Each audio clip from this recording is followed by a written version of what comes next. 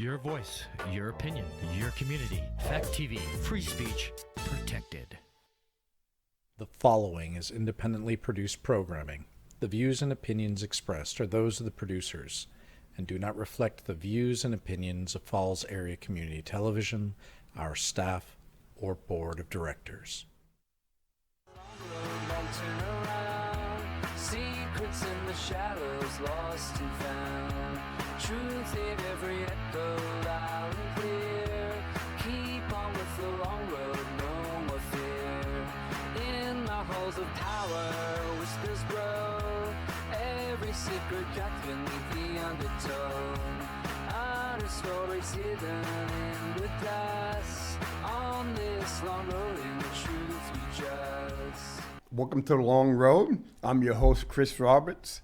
I'm back after 2 weeks. I spent a week down in Mississippi to see my grandson's graduation from an Air Force school down at Biloxi, Mississippi. Nice place right there on the Gulf of Mexico, not the Gulf of America, the Gulf of Mexico. So today, my first part of the show, it's going to be hard-hitting. It's going to be about something that should not have happened, didn't need to happen. And I think the biggest reason that it happened was out of a small group of people's self-interest. And because of this group's self-interest, it's having a totally negative effect on Keene. It's going to have a future effect on Keene unless people get their heads out of their butt. Keene is going to go the way of Claremont. The Keene School District is going to go to the way of Claremont.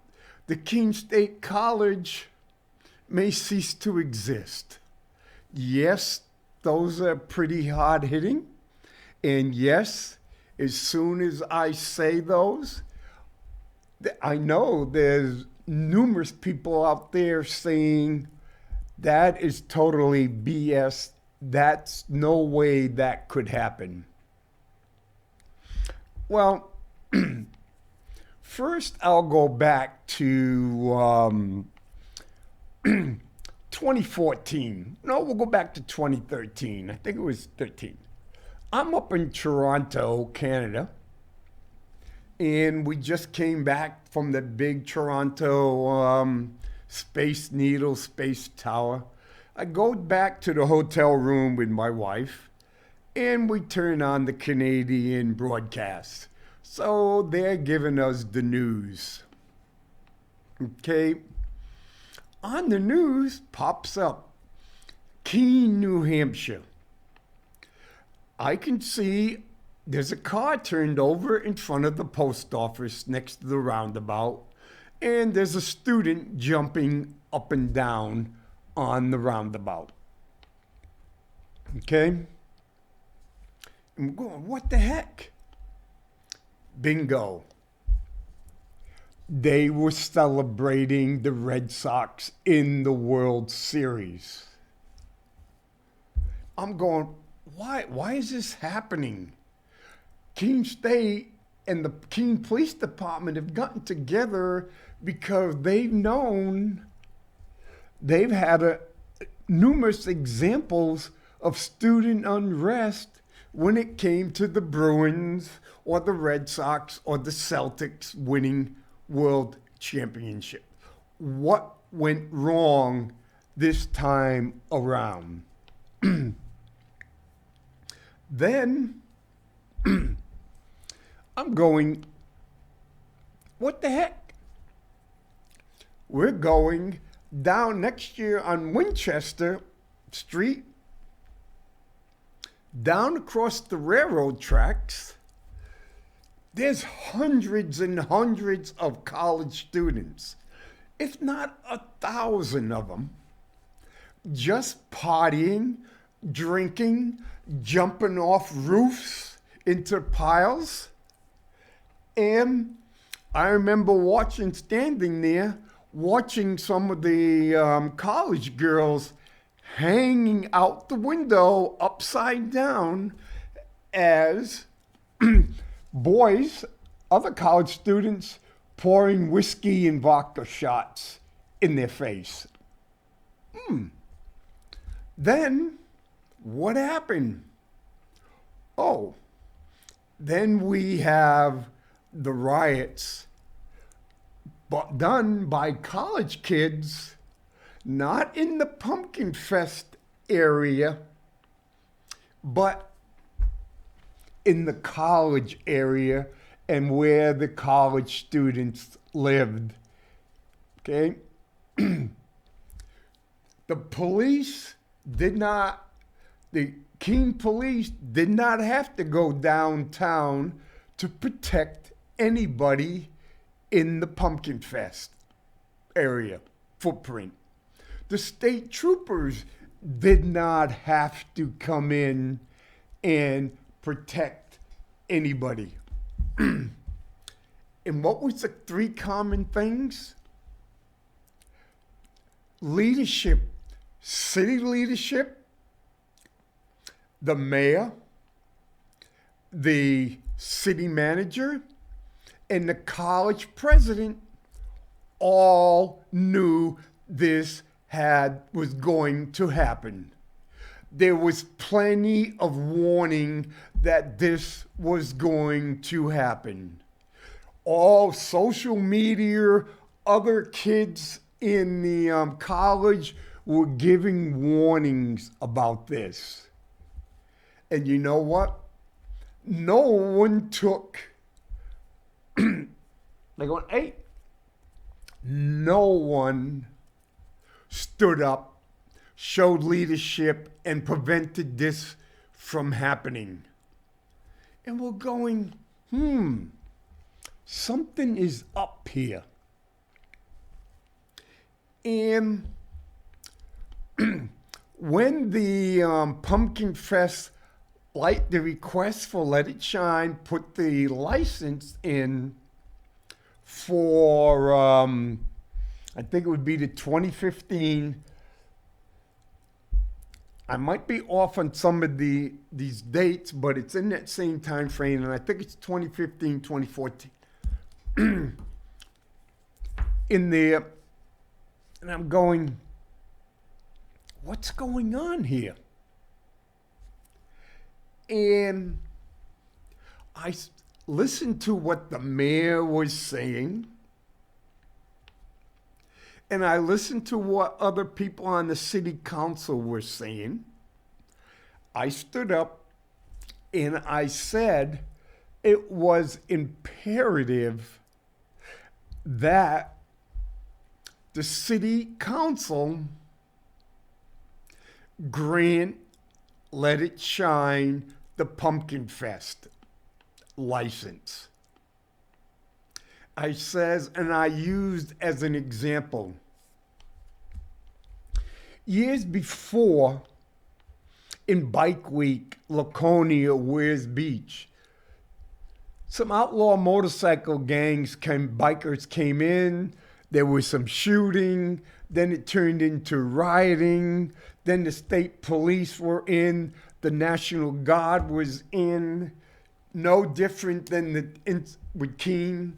It was in the UK newspaper and media, no different than it being on the West Coast, everything. So the people, the leadership of Weir and Laconia and the business owners, they got together and they said, you know what? This is our town. This is our event. We're not going to let riffraff come into our town, tear it up, damage it, and intimidate us. They're going, what can we do to ensure this doesn't happen again? And they worked at it. They coordinated with the state police. They coordinated with local police. They coordinated with businesses. They coordinated with local government. Well, Laconia, the bike week is stronger than ever. The bike week is safer than ever. I stood up on the city council and I stated this will have, if you vote no, this will have a detrimental effect on the future of our city, future growth of our city, the future of Keene State College, because when you are voting no, you are telling people all around the country and even different parts of the world, do not come to Keene because we cannot protect your safety. Okay? We're telling people from New York, Connecticut, New Jersey, people who are going to, they have high incomes, so we're sending their children to Keene State College. It's not that big of an expense for them. We, as a city government, as Keene State College president and other leadership, we're saying, do not send your kids to Keene State College because we can't guarantee their safety. What kind of leadership? Well, that's a rhetorical question. That is not leadership. That is just self-interested people in leadership positions. And they're going, why would people in these leadership positions not stand up? Go, it doesn't make sense. Well, we'll do a Paul Harvey rest of the story, and we'll show you how it makes sense. Okay? And before I get to the rest of the story, I want to reiterate what I've said on numerous other shows. I want you, anybody who's listening or watching this, to say, Mr. Roberts is totally BS. I want you to go out and prove anything that I'm saying is false, that I'm making it up. Like I said, one thing, the only one thing I may be missing on some of the dates was the 13, 14, 15, there, but the events happened. The dates may be off a little bit, but the events happened. So what happened is the city council on the 1-14 vote listened to the city manager, listened to the college president, listened to the mayor, and kowtowed, bent down, kissed their ring, and told Let It Shine, we do not want you celebrating your 25th anniversary in our city. If you want to do it, go to someplace else. And guess who invited Let It Shine to have a great 25th anniversary? City starts with an L. I'll leave the rest up to you. And, oh yes, that city had nowhere near the police and firemen and out of town hirees and everything, police, security, that the city was charging to Let It Shine to allow them to hold the Pumpkin Fest. So the city had been making a lot of money ripping off Let It Shine. And so, of course, the nonprofits, the Boy Scouts, the Girl Scouts, all these different ones lost about $250,000 in fundraising. Okay, let's go back to Keene State College. Okay, I've graduated from Keene State College twice. I graduated first time in 1977, and I graduated second time in 2003. So I have 2 bachelor's degrees from Keene State College.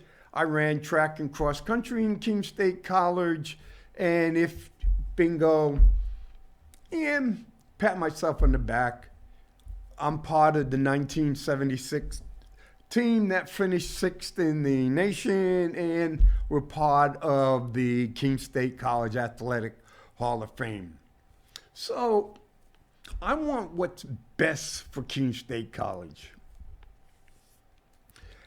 As I was going and I'm looking what's best for Keene State College, and there was things. Actually, what got me going was there was an elderly couple across the street from us. Well, we moved in on Grove Street. And we were talking to them, and they were told, hey, you got to move out. I go, what are you going to move out? They just can't get up and evict you. They go, no, they're not evicting us. They're just increasing our rent to $2,700 a month. That's more income than we get every month. And I go, wow, that doesn't make sense. Here on Grove and Willow Street. My wife's working for FedEx. Then one of the individuals worked at FedEx and saying, yep, I got to go find another place to live. He goes, what do you mean? You've been living in that place for a long time. Well, they just jacked up my rent to it was over $2,200 a month. And I'm going, oh, wait a minute. So I checked around. And so, wait a minute. Rents were being jacked up. And so, quote unquote, we're not evicting workers. We're not evicting elderly. We're just giving them the opportunity to pay more monthly rent. And they moved out on their own. And then I'm going, wait a minute. A lot of these elderly, we got some local realtors and other ones. They're going to, retirees for Kingsbury, Markham, Putnams and everything, who had bought their houses like GI loans and things like that. They were paid for. They said, hey, we're going to give you a lot of money. Here's some really good money for your house. And they go, wow, oops. But you know what? You don't work anymore. You're retired, and you don't even have enough money to put down payment on a house. Oops. So you can't even buy another house and let young families move in. Then, I'm looking. It's like, wait a minute. There's some years that the city council, the planning board, zoning board had 0 building permits. 10, 12. This doesn't really make sense. But as I'm looking around at the demographics, and then I started looking at the college. Wait a minute. Now, about 50%, the college is up to a little bit more than 5,000 kids. I think one of the numbers got up to 5,400. And then I'm going, but wait a minute, where are all these people going? Oh, now you got landlords packing 4 and 6 kids to what used to be a house. So, oh, look at all this extra money we're getting a month. So the prices of housing goes up and up. The number of people, families that were living in Keene went down. So, what happened? Oh, as the values go down, the families go down, school goes down. And I'm going, wait a minute. About 50% of the kids that go to Keene State live out in town? So say 2,700, and say you pack four of them to a house. Okay, 4 to a house. I'm going, wait a minute, 2,700. That could easily be 300 to 400 places that used to be owned by Keene residents, either retirees or families. The number was probably much higher, but just think, bingo. And just say if there was 400 houses and they were average and each one had 2 kids, you could easily be looking 600 to 800 kids that are no longer in the Keene school district. I'm going, But then I'm looking, I'm saying, where's all these kids coming from? Okay. Then I'm looking, the number of New Hampshire kids are going down. Number of out-of-state kids going up. So we have Keene State, part of the University of New Hampshire system, that basically coming more and more for out-of-state students. Okay. So then they go, well, we're going to build a dining facility. So we build a new dining facility, but we need people to use the dining facility. Kids off campus don't use the dining facility. So we go in and build new dorms. Yes, there was some questionable who was working on it. The political science professor, Chuck Weed, and his students did a nice expose about how some of the local companies may have been using out-of-state, maybe undocumented workers to do a lot of the bricklaying and other kind of stuff. Well, now you got the dining facility, and now you got these dorms. Someone has to pay the bonds on these dorms. So we go in and we have to increase the number of students coming in. But you go, why are you building all these dorms? If you're a Division III school, you're out on the west end of the rural, and the numbers go and said the rural colleges, state-run rural colleges, ranking 1 to 4 stars who are at risk of closing. And I'm going, wait a minute. Keene already has 2 stars. So maybe we need to change the business model. Well, President Obama is president, his Secretary of Education goes and evaluates the Keene State College education program. How we're producing new teachers. The grades were, it didn't get a very high grade. Then I'm going, wait a minute. So I go to New York, U.S. News and Review.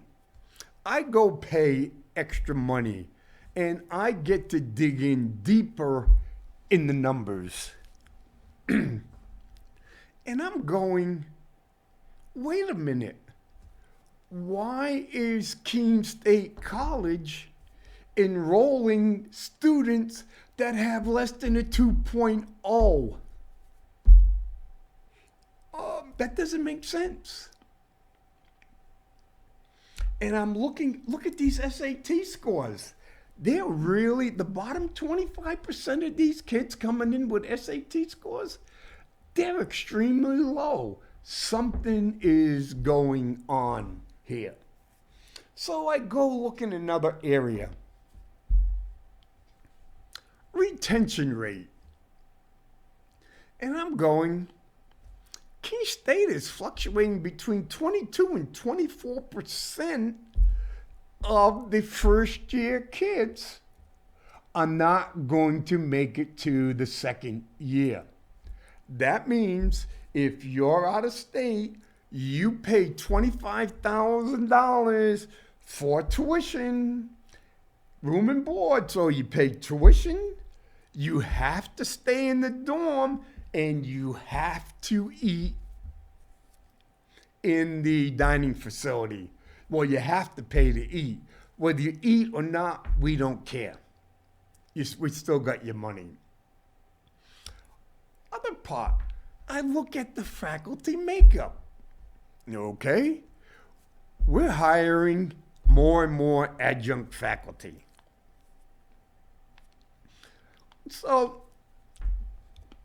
So we have an adjunct faculty, so maybe you're 40 kids in the class.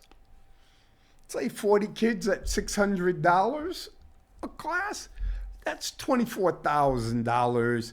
You pay the adjunct faculty, say $3,500 back there. Oh, so you bing, bing, bing. So not only is it, I'm making a big profit on tuition, I'm covering my expenses and making a profit, paying off the bonds on the Diamond facility and paying off the bonds on the new dorms. And these kids are out because the first 2 years is basically all adjunct faculty. And so you can you have some other faculty. I remember taking a communication course where they had 2 teachers there, over 100 kids in a class. Easy money maker, those 100 and 200 courses. And I'm going, this is not about education. This is about a business. Then I go, you know what?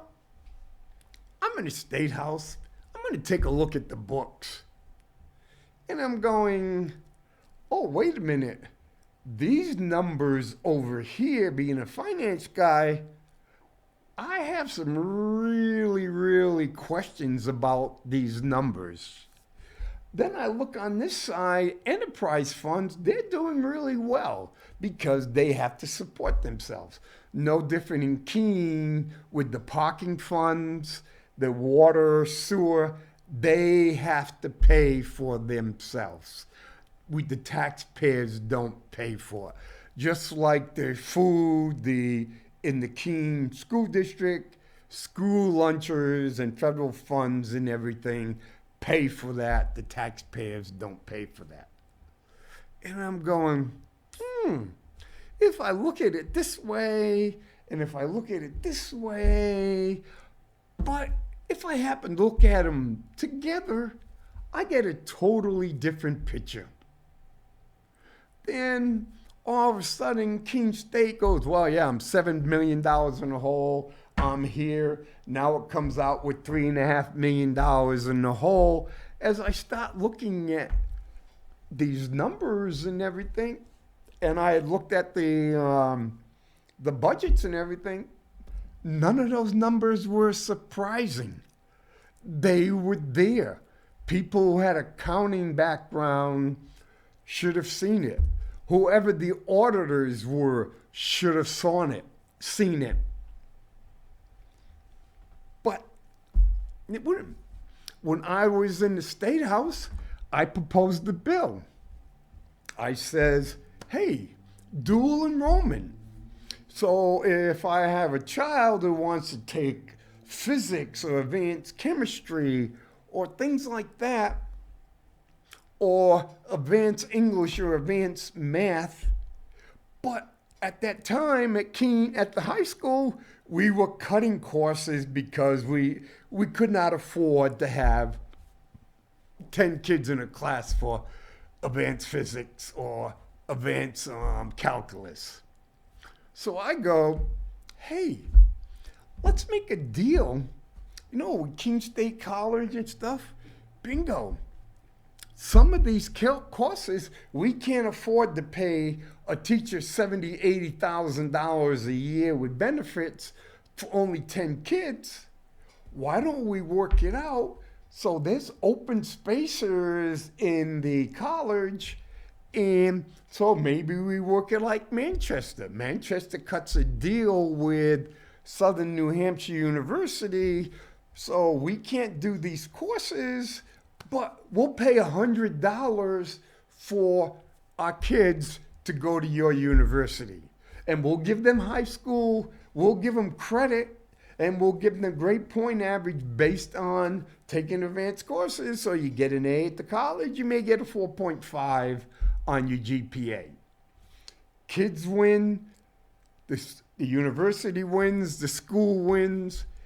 And I had been going around the country looking at this, and what seemed to pop up over and over and over again, once the kids took a semester worth of credits, it greatly increased the chances of that child going to that college or university. The associate superintendent went up to Concord and spoke to support the bill. The bill was in the front page of the Keene Sentinel. I went up there. The university system, the people from Keene State College said no, because they would not take a kid unless they can soak them for all the money possible. They wanted to make sure kids went in their dining facility and in their dorms. When I was the chairman of State, Federal, and Veterans Affairs, I go, hey, why can't we have National Guard men and women go to the colleges free? Again, the university system, Keene State, said no. We only want them if they're paying full ride. Okay? Bingo. What I'm doing, I'm telling my grandson, if you want to go to school, this is the school to go in Massachusetts. Join the Massachusetts National Guard, and your school education is free. Okay? Bingo. Okay? When I was taking some classes, I had talked to some of the adjunct faculty. Some of the adjunct faculty were also teachers at the Keene High School. And they will go and they said, hey, we cannot give anything less than a B, no matter what the student effort was, because we get graded by the student at the end of the year. And if we can't get a certain grade from the student, we will not get rehired. Okay. Then I go, let's go look at city government. Oh, the city manager teaches some courses at the college. The city manager's wife works at the college. And it's amazing the number of city councilors that own student housing out in the city of Keene. And I'm going, ooh. And I'm going, some of this stuff just, no, this doesn't pass any kind of test. This is such an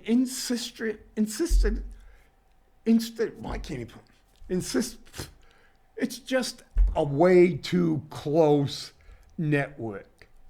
There are people benefiting it, and this group of people are benefiting it from it. The students are getting a shitty education. Okay? They're producing lower quality teachers. And it's going on and on. I'm going, something is wrong here. It seems there's people in government that have financial benefits for what's going on at the college. And in the meantime, the price of housing goes higher and higher and higher.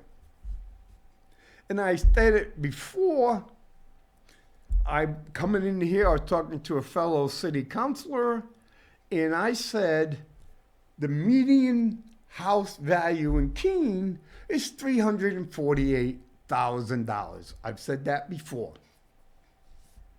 Okay, what does that mean? 50% of the homeowners in Keene pay at least $1,000 a month in property tax. Okay?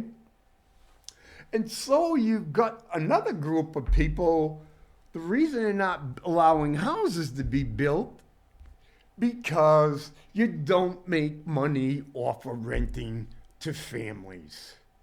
So you make money renting to college students. And let's see what happened. We're looking at the city government and stuff. Oh, we can get federal funds to build houses or places for the elderly. We can get funds to play for the disabled. And it's going, okay, you are taking care of this, using federal funds, okay, they pay the 30% rate or whatever, bingo. Okay, you may have, for example, Keene Housing, which has close net with people on the city council or relatives of people on the city council. Guess what? Where does a lot of low-income housing being built? Oh, Swansea, Winchester, places like that. Places that guaranteed there wouldn't be very many kids going to the Keene School District. And that keeps the property values really high, because the more housing you build, the lower the demand, the prices go down. And we can't have that. Well, when the prices are way too high, guess what happens? Families cannot live in Keene. So now Keene is getting older and older up here and less down here. So when you go in and look at it, today's situation in Keene, where Keene State College is at risk of not surviving,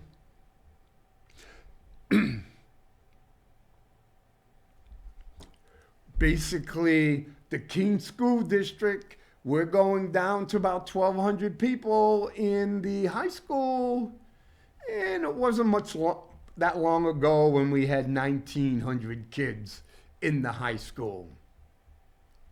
We closed one of the elementary schools because we didn't have enough students, and the cost of educating each student was again extremely high and was one of the highest in the state. Our numbers are going down. Our kindergarten class is going down. So we've got the high school, we've got the middle school, we've upgraded all our elementary schools, but the cost to educate each student is going up. And as a result, we're going to have that problem. Right now, here's the part I've said this for a long time, and I'll say it again, and I know this will tick off a number of people. The question is, who is going to die off first? The city of Keene or the old God? Okay? When the old God dies, they will be quickly forgotten. I want the city of Keene to prosper. My wife was born here.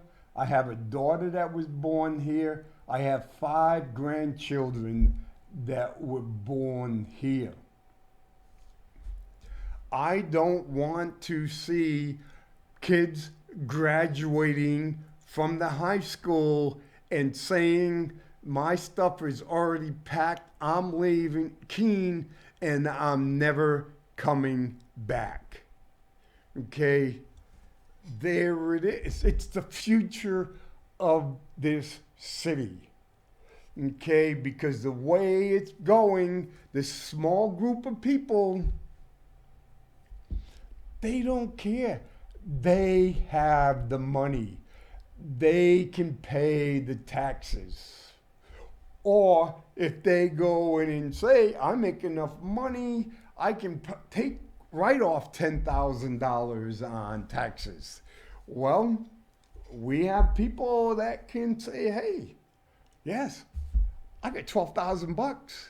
I'm paying for taxes, but I don't make enough money to get the full tax deduction. We have to do something.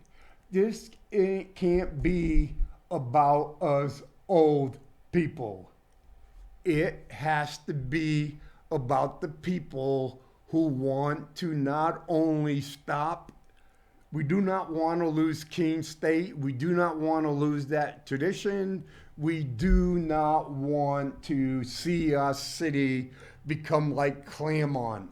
We do not want to see our city being a bunch, Main Street, being pizza joints and bars. We want vibrant businesses.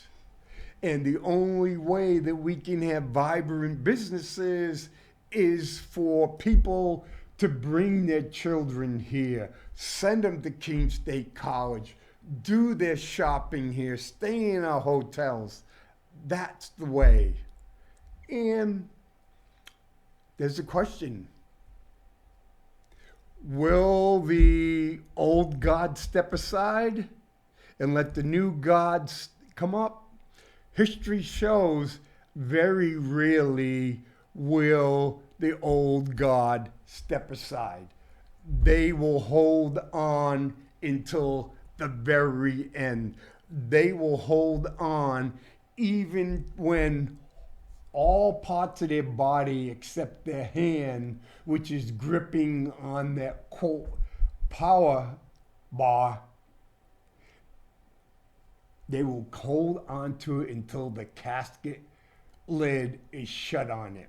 And then it will be too late. And that's the way it is. So I want you to go out. I want you to double, triple, quadruple check me. I want you to go out and start asking questions. Ask questions of the mayor. Ask questions of the president, the people who knew the old president, knew the old leadership at the college, the teachers. They know a lot. Ask questions of your city councilors. Ask questions of your county delegates, county representatives. Ask them why they haven't done anything to support our city, our county, our areas of the state. Why have we been taken for granted while a small group of people have been benefiting? So it's our children's future. It's your children's future, your grandkids. If you want to see your grandkids come and visit you, you better do something to help the future of Keene. So for the last 10 minutes, day 32 of a very, very, very short war. It wasn't even been able to, should be called war. The president says it was an excursion. It was going to be no different than the 12-day bombing last year. And the thing is, why did we go to war? Because we knew Israel was going to go bomb them. And if Israel bombed them, they were going to bomb our people. So what we decided is, okay, we'll bomb. And we bombed and bombed and bombed. About 15,000 targets and still counting. We're losing a lot of equipment left and right. We're losing up a lot of, so they were saying about 850 Tomahawk missiles, cost a little bit more than $3 million each. And we have a grand total of about 4,000. So we've used about 25% up. And they only take about 2 years to build. And the Navy was getting about 56 a year. And so they're looking to build 1,000. Well, you got to get qualified people to put them together. Okay. Yes, the price of oil is up. And it's been going up and down, up and down. And it seems that a number of people in the White House, they're great pickers and they know when to buy oil and they know when to sell oil. It just happens to be a coincidence. We were using $3.4 million missiles to shoot down $25,000 drones. And now we're getting pretty low. And even Israel has said that we're going to ration. Like, oh, well, ration? Because we're running out of missiles. We thought we were going to go in, we're going to kill all these people, and we have nothing to worry about. They'll capitulate real quick. There'll be uprising. There's no way. Well, Israel, if you went out and killed the Pope, I think that you would have a lot of Catholics from different countries that may not get along with each other, that may bind together to go after you. You don't kill a religious leader. So, yeah, the United States has spent about $40 billion, going $1 billion to $1.5 billion. The rest of the world is giving the finger to the president, saying, hey, Mr. President, this is your war. Hey, Mr. President, did anybody advise you of possible consequences? No. Well, I went and got gas this morning. I was in Manchester. I got 12 gallons of gas. So in Manchester, I was paying $3.69, over 20 cents lower than Keene. The day before the war, I paid $2.79, so 90 cents more. So I paid $10, basically rounded off to $11 extra for gas. What did I get for that $11? Nothing. What that means is I do not have $11 to spend on something else. Okay? I didn't have to put it on my credit card. I just used my debit card. Okay? I don't have to pay. So basically, between today and since the war, I've spent about $35 extra on gasoline between the two cars. So that's $35 that I will not spend out in Keene.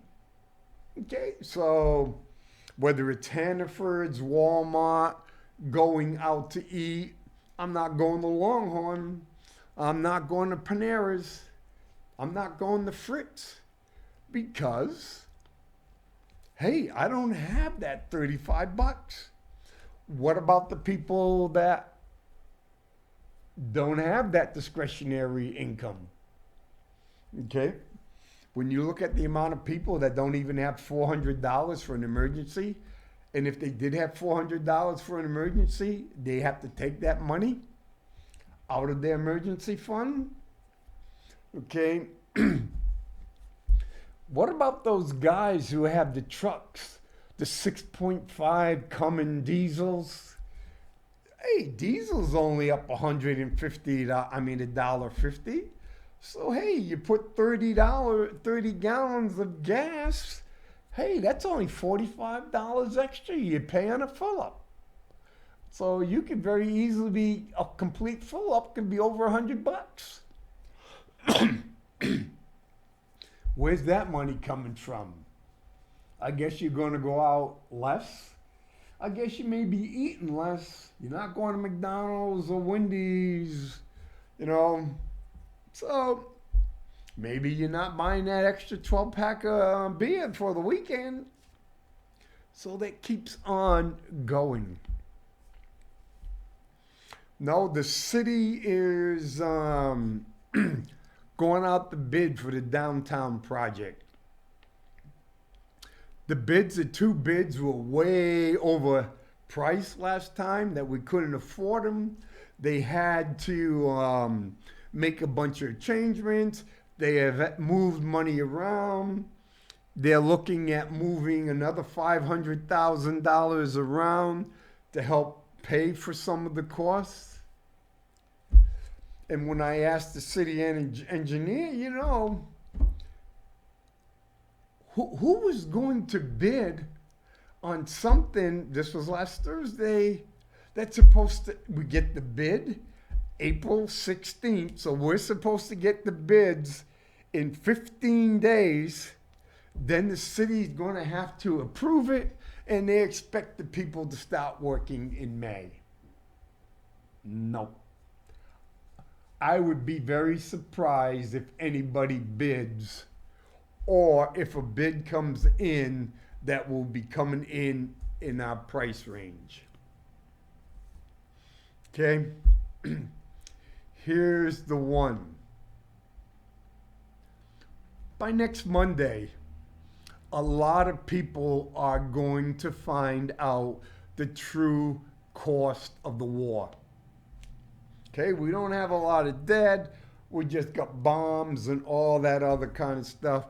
I'm not worrying about the $200 billion they want, and they want to take maybe $30 to $50 billion out of Medicaid and other healthcare funds to help pay for a war that's illegal. But no. Now, I'm looking at a lot of retired homeowners who live on Social Security and live on their 401k or their IRA. everything was doing extremely well. Stock market's up 50,000. A couple of days ago, it was down to 45,000. A 10% drop. Another index was 10%. Another one was 6%. When you get your quarterly statement next week, you will see how much wealth you have lost because of this war.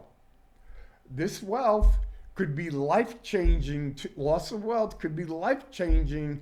It could mean the difference whether you have money to pay your property taxes come June.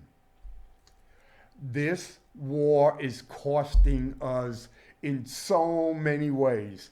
Food's going up, transportation's going up, medicine's going up, clothing's going up, up, and up. And it doesn't end now.